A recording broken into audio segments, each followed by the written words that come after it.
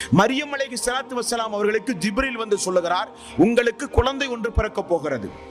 அந்த அம்மா பதட்டப்படுகிறாள், நான் திருமணமாகாதவள், எந்த ஆணும் என்னை தொடாத ஒரு பெண்மணி, எனக்கு எப்படி குழந்தை பிறக்கும்? அல்லாஹ்வுக்கு எளிதானது, அல்லாஹ்வுக்கு லேசானது என்று சொல்லி எந்த ஒரு ஆண் துணையும் இல்லாமல் பிறந்தவர் தான் ஈசா அலைஹிஸ்ஸலாத்து வஸ்ஸலாம். நம்முடைய ரப்பு யார்? ஜக்கரியா அலைஹிஸ்ஸலாத்து வஸ்ஸலாம்.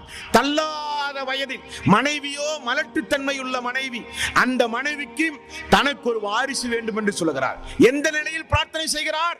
குழந்தை பிறக்கிற பாக்கியத்தை அற்ற மலட்டுத்தன்மையுடைய மனைவி தனக்கு இருந்தும் வயோதிக பருவத்தை உணர்ந்தும், யா அல்லாஹ் எனக்கு ஒரு வாரிசை தா என்று கேட்கும் போது யஹ்யா என்கிற ஒரு ஆண் மகனை அல்லாஹ் தஆலா கொடுத்தானே, அந்த அல்லாஹுவை நீங்கள் அவனுடைய வல்லமையோடு நீங்கள் புரிந்து கொள்ள வேண்டும்.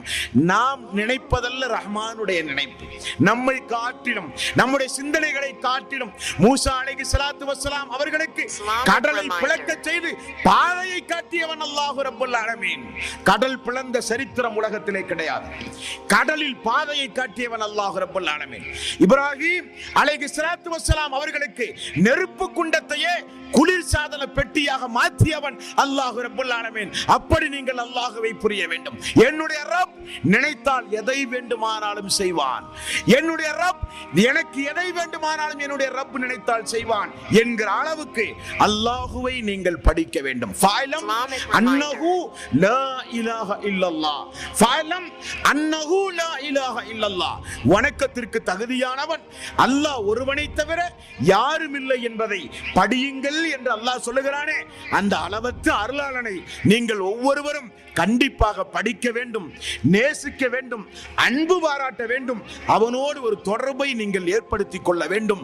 அல்லாஹ்வினுடைய நேசம், அல்லாஹ்வினுடைய அன்பு, அல்லாஹ்வினுடைய கருணை திருக்குர்ஆனில் பக்கம் பக்கமாக உண்டு. படித்து பாருங்கள்.